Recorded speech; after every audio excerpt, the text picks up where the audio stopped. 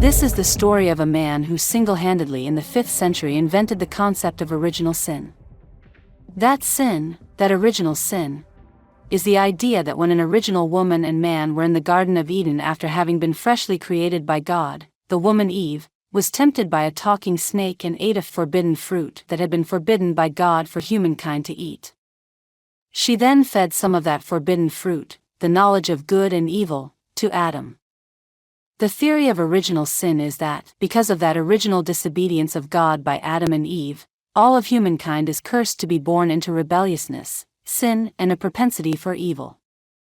Under the doctrine of original sin, all of humanity that does not qualify for the requirements for Christian redemption is bound for an eternal hell. We are going to talk here about the man named Augustine of Hippo, the originator of the original sin concept. And because we will depict him here in picture form, it is important to note that history has misrepresented him. He was African-born and from Hippo in northern Africa. Although a Roman citizen, he is thought by most modern-day historians and theologians to very probably have been black, so that is how we will depict him here. First, we can say that prior to his priesthood, Augustine lived a rather raucous life. It was so much so that he even wrote a book about his escapades and called it Confessions. It was pretty revealing and reflected all kinds of indiscretions Augustine would later lament. One fact to which he admitted was that he had, outside of marriage and with a mistress, fathered a child. Much to his credit, he did act as a good father to that son through adulthood. This Saint Augustine of Hippo thought to himself, "The Church has been baptizing infants for a while now. Since baptism washes away sin, it must mean infants have sin in their lives. Infants don't sin. This must mean that, if the Church has to baptize them, they must have inherited sin." He decided infants were conceived in sin because they were the product of sexual intercourse of their parents. So, babies who died before baptism just went where all sinners go, presumably hell. Augustine's idea was that the original sin, remember that scene with Adam and Eve, that sin had been passed on in the act of intercourse from every generation to every generation. Though maybe, said a subsequent Council of Carthage made up of a group of North African bishops, just maybe innocent babies who died before baptism wouldn't go to hell, they would go to a place called limbo. Some happy baby resort place between heaven and hell. Limbo became a part of Catholic thought and tradition for hundreds of years. All of those centuries after Augustine, it had been traditionally seen as a comforting place of baby bliss. In fact, it wasn't until the 21st century, a group of cardinals simply decided Augustine was wrong, limbo never existed.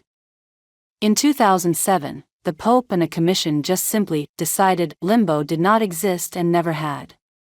800 years of grieving Catholic mothers not being able to visualize their dead babies in the arms of Jesus, and now the Church suddenly decided limbo was all just an unverified concept.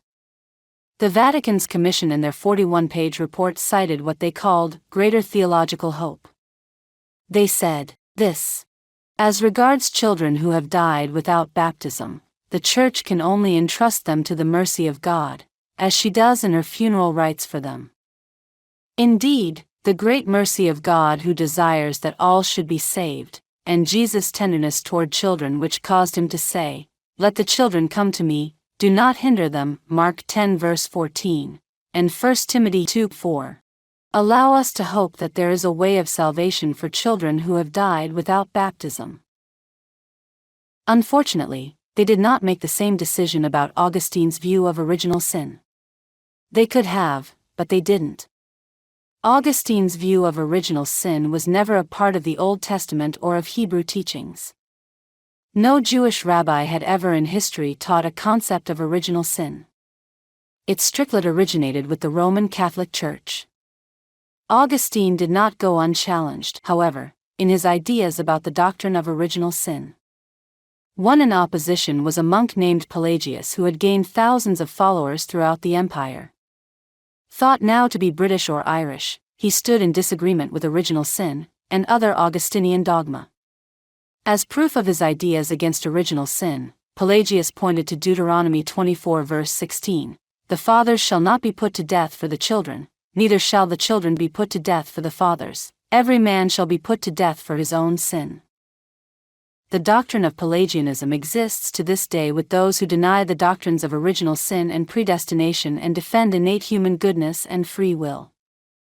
Pelagius originally had a support system that included a pope in perpetuating his views. His fortunes changed at the hands of Augustine, who may not have ultimately become so saintly as his confessions had suggested. Augustine had methods of wielding charges of heresy against enemies with a resultant accumulation of wealth for his followers, and influence and power for him. He had become quite wealthy and influential. Augustine prevailed. After having been found innocent by one church council, Pelagius was ultimately found guilty of heresy by a subsequent church tribunal powered and directed by Augustine. In his amazing book, The Market as God, Harvard theologian Harvey Cox details how a war of ideas played out between Augustine and Pelagius. He describes how Augustine ultimately prevailed through money and influence and Pelagius was convicted of heresy. Moreover, the money Augustine's team was able to deploy was backed up by skillful politicking. Pelagius and his thousands of supporters throughout the empire soon found themselves on the losing side. It is a chapter in Christian history that illustrates how much the weight of wealth can bear upon disputes which appear on the surface to be purely doctrinal. And that is how the world ended up with the doctrine of original sin and the idea people were just automatically sentenced to hell.